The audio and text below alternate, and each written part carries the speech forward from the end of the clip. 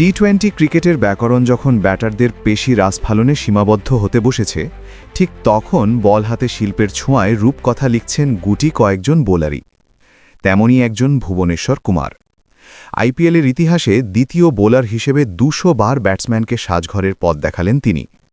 IPL ইতিহাসে সর্বোচ্চ 3 wicket শিকারী বোলারকে নিয়ে থাকছে আশেপাশে খেলাধুলার এই আয়োজন। Sunil Narine 193 wicket. আইপিএলে 191 ম্যাচে 193 উইকেট নিয়ে তালিকার তৃতীয় স্থানে আছেন ক্যারিবীয় লেগ স্পিন জাদুকর সুনীল নারিন। নারিনের বোলিং অ্যাকশন থেকে শুরু করে মিস্ট্রি স্পিন সবই ব্যাটারদের কাছে এক অমীমাংসিত ধাঁধা। প্রতি 25.86 রান প্রতি 1 উইকেট শিকার করা এই বোলারের নামের পাশে রয়েছে একটি 5 উইকেট ও 7টি 4 উইকেট শিকারের কীর্তি। ভুবনেশ্বর কুমার 202 উইকেট।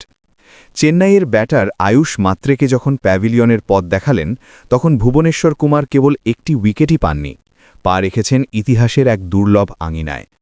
আইপিএলের ইতিহাসে প্রথম পেস বোলার এবং সামগ্রিকভাবে দ্বিতীয় বোলার হিসেবে 200 উইকেটের মাইল ফলক স্পর্শ করলেন তিনি। 192 ম্যাচে 27.25 গড়ে তার এই সাফল্য যেন ধৈর্যের এক দীর্ঘ মহাকাব্য। যুজবেন্দ্র চাহাল 224 উইকেট। তালিকার শীর্ষস্থানটি অবশ্য এখনও একজনের দখলেই অটুট, তিনি যুজবেন্দ্র চাহাল।